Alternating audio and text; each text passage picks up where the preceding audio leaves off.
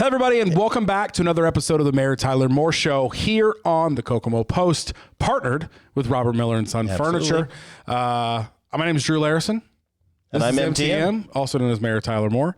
Mr. Mayor, how are you? I'm doing great. Coming off another busy weekend. July 4th July 4th started for most folks Wednesday, July 3rd, and just rolled right into the weekend. I know folks are still taking advantage of the amendment to the noise ordinance that's in place about being allowed to shoot off fireworks because it's a nightly thing. And, hopefully they're enjoying it, but at the same time, hopefully folks are starting to be a little more respectful to their neighbors because it does go into the wee hours and folks are working or, have health conditions, not just them, but pets as well. And hopefully folks are being as respectful as possible. Not everybody is because I still get a few calls or emails, but folks just be mindful of those around you and still celebrate as you see fit for America's independence and birthday, but still be respectful to the neighbors. Yeah, I don't know. We've got some questions about it for sure, which you probably could have guessed. But I don't know. It hasn't been too bad where I'm at. Like, you definitely hear some booms and bangs around like 10 o'clock, or something like that. Mm-hmm. Luckily, it's summer, so my kids are going to bed later than they normally are. But what I'm really lucky, and all the empathy of the world towards people that don't have this, my dog could care less. Right. My dog does not shake, look up. Honestly, Pepper would be the worst dog in war. And if you want to break into my house, apparently, feel free because Pepper's not a guard dog like that. Literally, all these booms going on from fireworks, and she just is snoozing. She doesn't care. My kids complain about it, but they have, my son woke up one morning recently. How'd you sleep, buddy? Awful. It was so bad. I'm like, you slept for 12 hours. You're perfectly fine. Everything's okay. We'll talk about that. But anything fun over the 4th? Fun over the 4th, just time with family, obviously, and unfortunately, the 4th itself, it rained most of the day and a little bit off and on, but folks were still getting together. It cleared up there in the evening, and so nice. But like you said, just kind of a rollover, just opportunities here and there to get with other friends, get with other family, and still kind of chill at home. Love that. What's going on at City Hall this week? Kind of quiet here at City Hall since all the attention's out in Greentown at the annual 4-H fair. But still just cleaning up after some of the aftermath from the 4th of July, picking up some additional loads of trash and such in neighborhoods that had little block parties and such. But kind of sizing up what the weather is going to look like. I know we're expecting rain tomorrow and Wednesday. But still trying to work in streets, the paving schedule. Still talking about upcoming budget talks to see what 25 is going to look like. And I believe current additional street projects, they're done over at Webster, are going to move over to there at Apperson in front of Second Missionary Baptist Church, those medians, and hopefully then work their way down to Jefferson and Washington to open that back up. Gotcha. Love projects. Got to get them done while the weather's nice. Yeah, so let's talk about Haynes Apperson. Huge success, right? Everybody loved it. That was. Mm-hmm. Yeah, kudos to Paul Wyman and the Haynes Apperson Committee. A lot of folks, and I think we talked about this last week too, a lot of folks think that it's a city-sponsored event. It's not a City of Kokomo-sponsored event, although the City of Kokomo does participate and provides assistance to it by way of some funding, but mainly volunteers, additional street work with traffic blocking off streets, parks, getting things tidied up. Cleaned up each night and afterwards once everything's done. And so great partnership between city departments and the Haynes Apperson Committee, as well as the hundreds of volunteers that make it happen. But it was another, I think, huge success. And we talked about fireworks, doubling up that night because the Jackrabbits had their superheroes and princess game that night that ended with fireworks. And as soon as those were done was when the music was done at Haynes Apperson, and then just shifted your gaze across town to the other side. Any other big events planned this summer? in Kokomo? Big events. I mean, this coming weekend is the Jeep Jam. So this is the next summer concert series, and they're partnering with Scott McKay, who's a Kokomo firefighter, and his initiatives about raising money to send kids to a summer burn camp. So those kids who have been affected by fires, either physically, emotionally, and such, do have a summer camp opportunity. And so this is an incredible fundraising event focused on Jeeps of all kind. And so they take over Foster Park. It's like a big Jeep drive-in movie almost, with a performance that night. And so I know they have a lot going on down there. Cross town, the Jackrabbits have a home game that night. It's Star Wars night. Jackrabbits are home tonight, too. And they're home tonight as Kokomo well. Post Sports Game of the Week. Oh, there you go. Check it out. And obviously, along with the summer concert series, got a few more coming up in August, the final one in September with Uncle Cracker coming. Kokomo Beach is in full swing. That will end, I think, maybe the second weekend in August. Or no, maybe it's that first one that right before school starts, the final day, I think it's that following weekend because they'll go to weekend hours only, will be the Pooches in the Pool, which is always fun. Yep. But right now, the Parks Department is in the midst of their photo contest, the Play on Kokomo 2024. You can hashtag Play on Kokomo 2024 and submit some fun photos this July. For consideration by the Parks Department and win a few prizes. So, love that.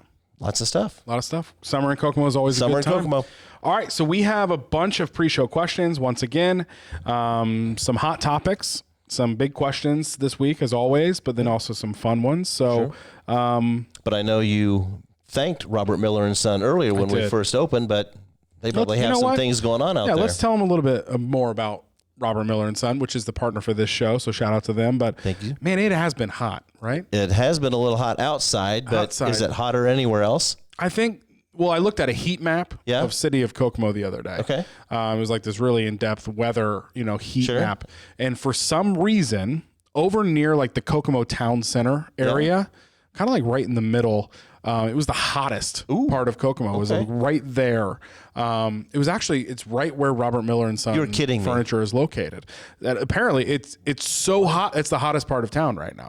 I wonder why. I think it's because of these deals that they've got going on. Let's hear about them. During this hot summer in Kokomo, shop for handcrafted Smith Brothers furniture so that you can relax in luxury while indoors. Enjoy a 30% discount on all Smith Brother furniture pieces. Robert Miller and Son has guaranteed the lowest prices in town, so come in today and seize the savings. There you go. Folks, I hope you know what you just witnessed. Wear shorts and short sleeves because, again, it's hot in there. Yeah, it's like a sauna in that place in the best way possible. In the best way possible. Like you feel refreshed and lighter when you leave. So it's a great place. Excellent.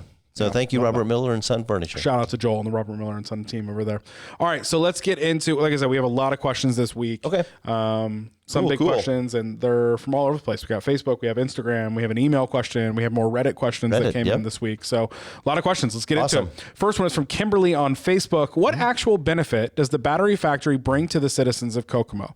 The price of homes and rent have skyrocketed. Roads are garbage. Workforce brought in from another country. Will there be a language barrier in the community?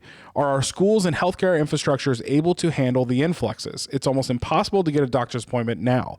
Is the city government trying to bring more doctors into the community? So questions all built into one. So yes, I mean, there's a lot surrounding the battery plant, not just the construction itself, but the addition of jobs. 1,800 after the first plant, 1,800 in the second plant. So, collectively a little over 3,000 jobs, not just with the plant, but with the additional suppliers.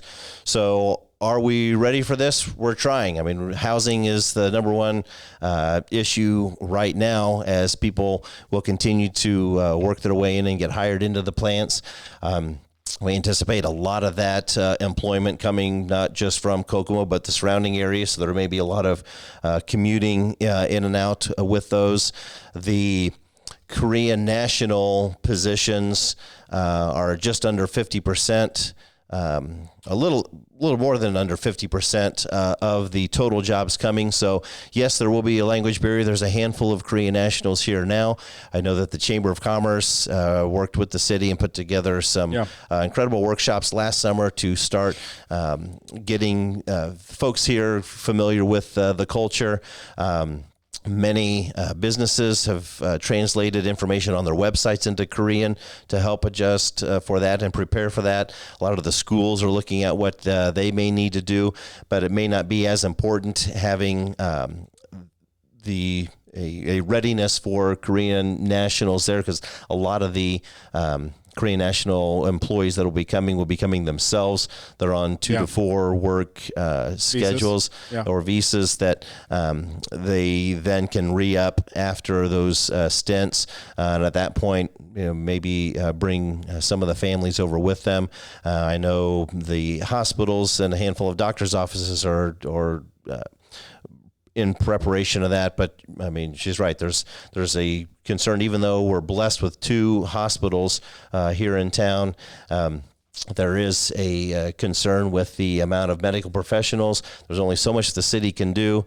I mean, if the hospitals have tools or resources or things that they would need help from the city to do, I mean, we could. Maybe, I mean, again, a lot of that could focus on housing, but because both hospitals are private entities, a lot of what they're doing recruitment-wise for doctors with hours here is a lot of what they're doing themselves. So talking about the condition of the streets and parks and everything else, I mean, we're tackling the streets as best we can. Again, limited time, limited resources, addressing those. But what helps is that when you bring in more development, it increases the assessed value that the county and city experience, which brings in more tax revenue that in time you can be put towards a lot of the infrastructure. Same way with additional employees and such, if they're whether they live here or not, if they're spending some of their disposable income, that's going to spark retail and commercial, which again, if they're developing and coming in, increases the AV as well, and they're paying more property taxes. I mean, so it's kind of a slow progression that even though a lot of stuff's going up and it's fast and furious now, a lot of those benefits will slowly, trickle in as tax revenues come in, whether it's property tax or personal property tax. Well, there's a phrase in business that cash solves all. Sure. Right. So like what you're kind of describing, the more people that are coming in, the more taxes that the city gets from that solves so many problems and like helps scale the city in a healthy way. That as more people are coming in, the more things are needed, but that's okay because the tax dollars coming in from the new things coming in will pay for those things. So yeah. But a lot of that doesn't, I mean, I think she threw in there too, housing prices going up and rent prices going up. I mean, that doesn't have, a lot to do with what is coming in and being developed. I mean, that's just the market the way it is now. Interest rates are high. Yep. I mean, new construction cost for materials has caused home values or for construction to go up. But because the inventory of available housing for sale has gone down, I mean, it's the supply and demand thing. I mean, if sellers know that they can get, top asking price for something, then the prices of homes are going to go up just because of the state of the market. So that's how it works. Yeah. Okay. Next question is from Terry on Facebook. Yep. Why does the city of Kokomo need 10 days of fireworks in their ordinance for July 4th? This was the worst year yet for warlike explosions. And yes, these fireworks going off are after 11 p.m., starting at 3 a.m., a bit ridiculous. You put a 10-day ordinance that is not being enforced. Read through the Kokomo chatter with the comments from people that this has affected. Kokomo Chatter is a Facebook group in town. Yeah.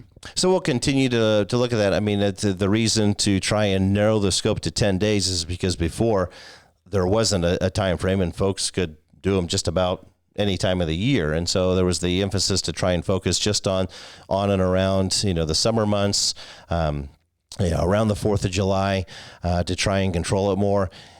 yes, there is an issue with enforcement because as soon as, things are going off, phone calls are made, police are dispatched. But at that point, they get out, they see remnants out in the street and don't know, who's doing it or, who may be at fault. And, if they leave, then it comes back out. But folks are encouraged. If it is the wee hours, if they can give specific address, I know it's hard to. We sit outside and we can see things getting shot from around our neighborhood, and we can think, okay, yeah, it looks like it's at the intersection here, when in actuality it's a few blocks over. If folks can pinpoint a specific address, intersection, or location and report that to get dispatch out or to get KPD officers dispatched to that location, then that would help. But again, it's one of those that, as soon as it's called, they shoot them off, scatter, and, but they do try. And Sure. So hopefully, again, not to discount the unfortunate effects. We've talked about that, if people just aren't being, respectful, of their neighbors and continue to do it. But if they're within the timeline that's been established in the ordinance, then we're good. When they're not, please contact with specific addresses and locations so they can try and get it addressed. Gotcha. Next question is from Mike on Facebook. Yeah. Who designed these new roundabouts around the Star Plus Energy project? They aren't big enough for the amount of traffic or the semi-trucks that need to use them. When will the city stop wasting money out here and start spending it on the roads elsewhere in town? Okay, so the engineering department was instrumental in designing the roundabouts out there, and in fact, I think there have been a number of semis that have made their way around. If there are issues, they'll continue to address those with the increased traffic out there. Either fortunately or unfortunately, a lot of the infrastructure that's going on out there is outside of what the general budget for the city is covering. That's part of the incentives, and so it's a whole nother bucket of money that's paid out of everything within the city. Again, kudos to our street department for what they try to do when the equipment's available and when Mother Nature allows. We try to knock out anywhere from 8 to 10 miles of streets, alleyways, and such. Some of it needs milled, some of it needs resurfaced. They've got other measures to try and protect some of the things that's been done. So they're doing, in my opinion, the best they can with what time and resources they've got. But everything out at in and around the Star Plus battery plants and the supplier site, whole another bucket of money. Gotcha. Okay. So working on it. Next question is from NJ on Facebook. Okay. There's a city ordinance that says you can't park in the area of grass between sidewalk and road, yet it's being done all over town. Some people have even went as far to put gravel out there to park. Why is this not being allowed? It detracts from the neighbor's property value and just looks bad when it turns into mud and no longer green grass. Yeah, so it would be a call to code enforcement. So again, kind of the same thing. If there's an address or violation, and I know, folks are like, well, the street department, those, when the trash trucks go by, they can see it right there. Or when police doing patrol, they should notice that and such. So that goes to code enforcement. And so, part of it could be an assumption that, those other departments think that it's being addressed. If it's not, again, if folks can make calls with specific addresses and such to report those, they'd be happy to look into it. Just again, if it's just off, I'd have to check to see where in fact they may be permissible if somebody's parked on their own private property, because I know there are incidences where folks may be parked in the grass or just off the street. But if there is a violation, then code enforcement can get out and check that out. Let us know specifically where. Look into it. Okay, great question, NJ. Next question is this was a page, so it's SKFDM on Facebook. Is it legal for people to ride mini bikes on city roads and the Industrial Heritage Trail? I see and hear them every day on Gano Street. Most of the time, it's kids who are not wearing helmets who are literally racing each other. I've seen so many bikes almost hit by cars. It's crazy. I've also seen some of these kids on mini bikes almost hit pedestrians and bike riders on the trail. Is there going to have to be an injury or a fatality before something is done? We would hope not. We've got police that are now on bikes on the trails as well, because the last thing we would need is to have a police cruiser or a police motorcycle on the trails to try and enforce that. I mean, so can do the best we can deterring that on the trails themselves. Again, kind of the same thing. You report it if you see it, but as in other cases, a lot of those incidents, they say, well, we just got buzzed by a kid on a mini bike, and by time, even if an officer's in the area and they're dispatched to where the kid may be, they're off and on a street. I mean, yes, there's supposed to be regulations on streets as well, using protective headgear and such, but as long as they're obeying traffic laws and are operating it legally as well, there's only so much they can do. But if they're disregarding traffic signs and traffic signals and traffic laws themselves, they can obviously get pulled over just like a car or motorcycle would be. It's just a matter of having police at the right place at the right time in order to grab it. But again, if folks see it and they can identify that and locate it, every bit of help would assist in that. But outside of that, it's just the officers, again, trying to catch it.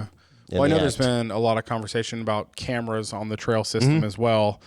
Could those play a role into? They could, yeah. I mean, so if and we do have cameras, and there is the availability or the opportunity to review that and check it. And so if it does appear that a particular group of individuals or something may be in an area or something, I guess depending on how easily the images of the cameras may capture them as they're buzzing through, that's definitely a possibility to look into.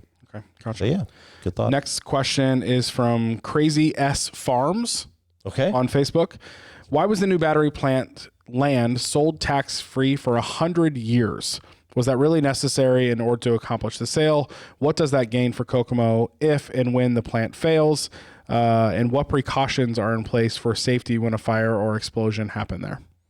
Okay.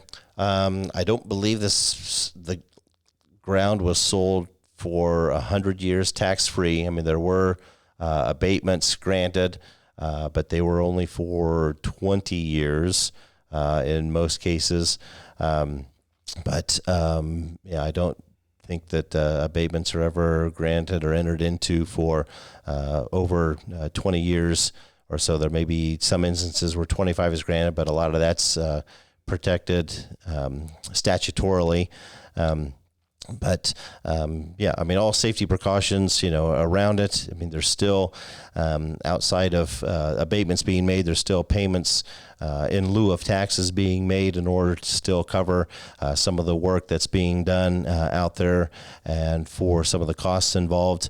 But I mean, working with the Star Plus Energy folks as well as suppliers for their own individual suppression systems as well, but then making sure that we are in a position to respond as well with not only what we've got available, but a lot of the mutual aid agreements, either with township fire departments, with Grissom being just up the highway. I know is a great resource in the event that something happens.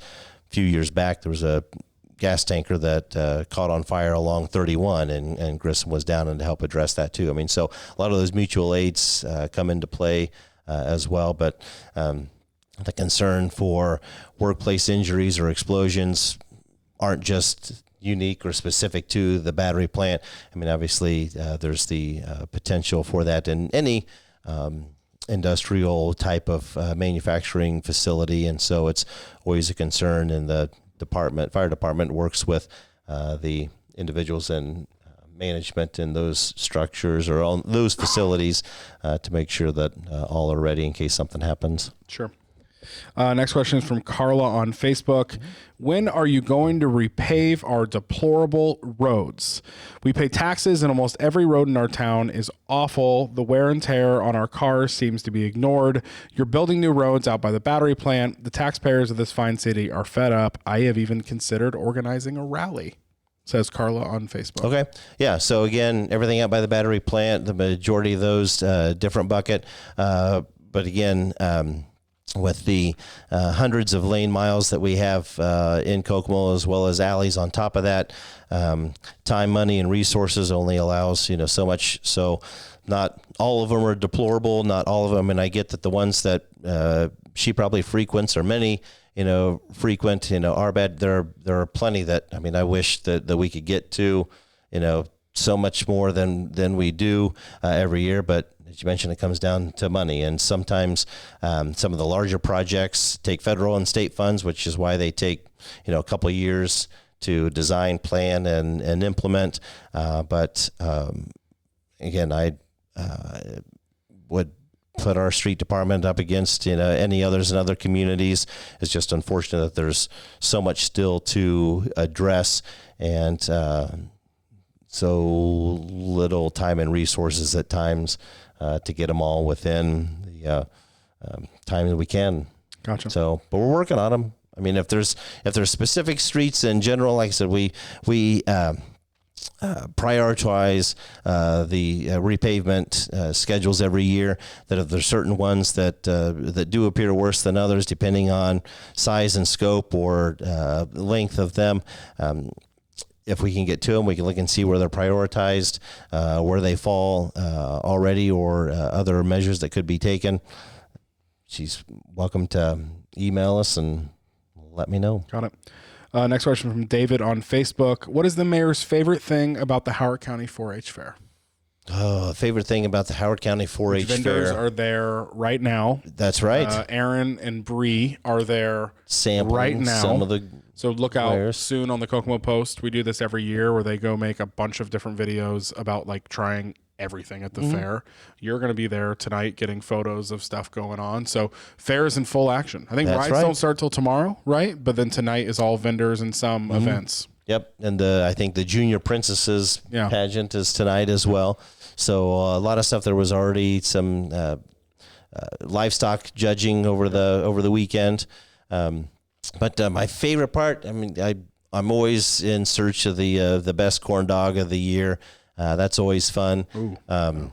But milling through the tennis complex and seeing the vendors in there, and sometimes just to get out of the elements sometimes. But which they just announced a pretty big remodel of that. Yes, they did. They're going to put some money in there and get it up to speed. Yeah, you bet. Yeah, and the midway is always fun. We always like taking a game of chance every once in a while. Yeah, got it. Next question is from Christina on Facebook. Is it legal for people to ride dirt bikes in trailer courts or on city streets? I don't know. I would assume yes, in trailer courts, if they're, because those are private properties, and so there would be certain. Some of the streets are regulated or maintained by the city some as dirt well. Bikes actually have a plate on them, and some don't. If they're plated and they're obeying traffic laws and such. It should be able to, but I'm assuming that they mean they're probably zipping it up and down or in between. Do dirt bikes have speedometers? They do. Okay, I would think so. Yeah, I've never ridden a dirt bike. I don't know. I haven't either. I've ridden a 4-wheeler, not a dirt bike. But yeah, it's the same way with the others. If there's a concern with a specific individual, group of individuals that may be or may appear to be violating traffic laws and being a little reckless, call and get KPD out there. Gotcha.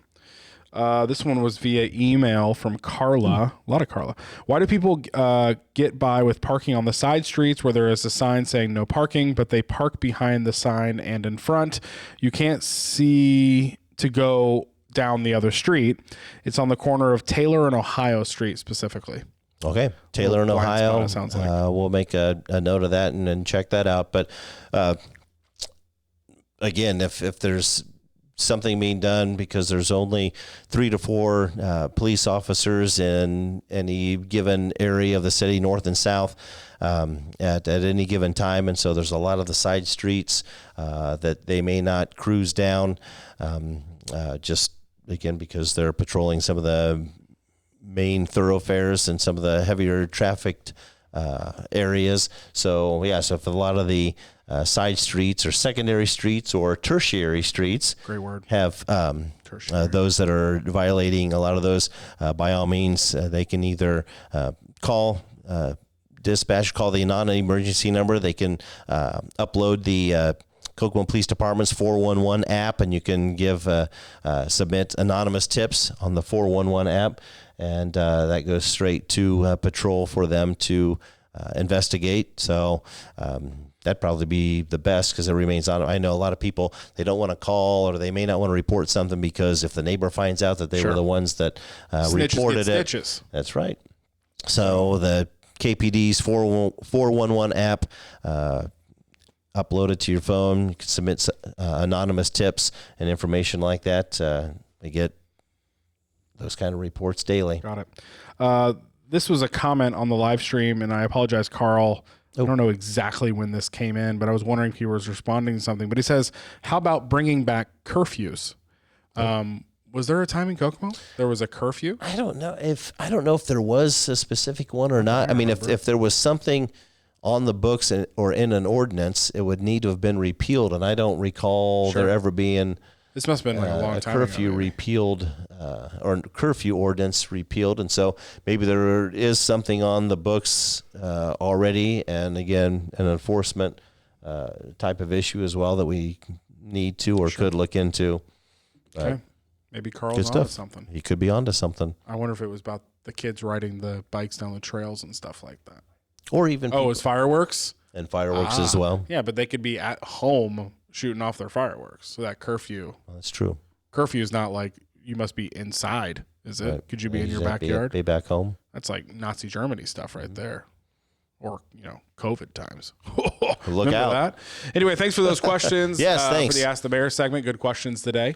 If you have a question for the mayor, just leave it down in the chat, or we'll always post something before the show where you can leave your questions there. Or, like we said, you can do on Instagram from a clip, or you can do from Reddit, or you can email Erin, ERIN, at thekokomopost.com, and she'll get those questions over to me before the show. And otherwise, a lot of things I said, we can contact parks, you can contact code enforcement, go to the city's website, www.cityofkokomo.org. There's contact information for the various departments. Or again, if there's something that may be a violation, best thing would probably upload that 411 app and submit tips anonymously for enforcement to be considered. Love that. So thanks for answering those questions today. Absolutely. Thank you, everybody. Obviously, Kokomo Bobcats had a great season. Didn't turn out the way they had hoped and everything. And so when season was over, I think there was a handful of them that were planning on taking some time away for summer vacation, but they all decided not to. They all decided to stay in Kokomo. Okay, so they're making this their summer vacation spot. Well, kind of. They just didn't want to get called for traveling if they did. There it is. Well done. Thank you. Thanks for watching this episode of the Mayor Tyler Moore Show here on the Kokomo Post, partner with Robert Miller & Son. Don't forget 30% off all Smith Brothers furniture. Hot. Look out. Hot deals over at Robert Miller & Son. Smith Brothers furniture is some of the best quality Indiana made, by the way. Indiana made furniture up northern Indiana. So go check that out. Thanks for them for being the partner of the show. Thank you for watching Kokomo, and we'll see you next time. See you, Kokomo.